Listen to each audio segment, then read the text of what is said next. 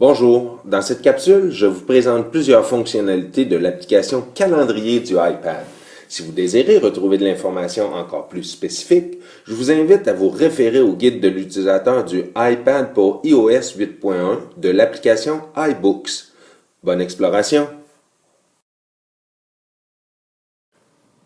Tout d'abord, sélectionnez l'application Calendrier. Vous devez savoir qu'il est possible d'afficher le calendrier en différents modes. Voici l'aperçu en mode jour, en mode semaine, en mode mois et finalement en mode année. Simplement en appuyant sur jour, semaine, mois ou année, vous pouvez passer de l'un à l'autre.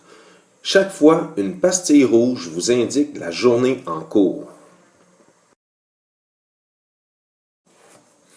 En mode jour, si vous glissez votre doigt vers la gauche ou la droite à partir de la zone horaire, vous allez changer de journée.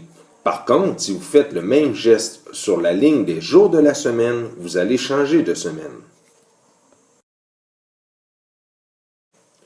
En mode semaine, ce même geste, donc vers la gauche ou vers la droite, vous permet de changer de semaine.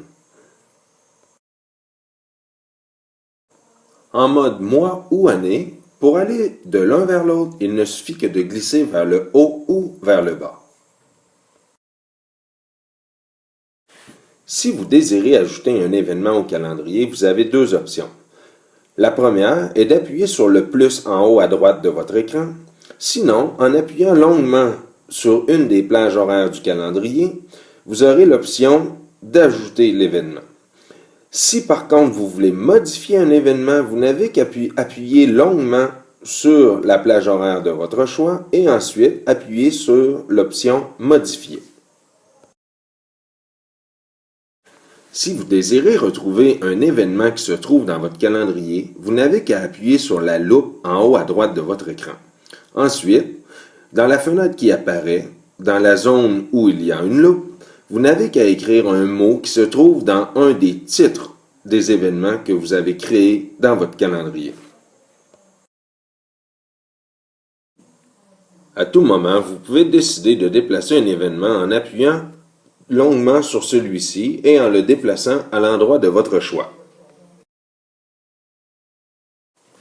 Tout en bas de votre écran, vous avez trois options. La première, en bas à gauche, Aujourd'hui, vous permet de revenir en tout temps à la journée en cours.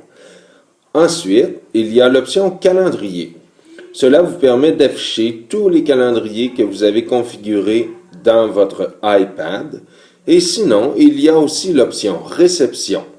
C'est là que vous allez recevoir des invitations à mettre à votre calendrier des événements partagés par d'autres utilisateurs. En appuyant sur Réglages, vous aurez accès à différentes options pour configurer les paramètres de vos calendriers. Une fois dans les options de réglage, appuyez sur Notifications et ensuite Calendrier. Vous aurez alors la possibilité de gérer tout ce qui concerne les alertes de vos calendriers. C'est en appuyant sur iCloud et ensuite en activant le bouton Calendrier que vous ajouterez l'option de partage de calendrier avec d'autres personnes de vos contacts.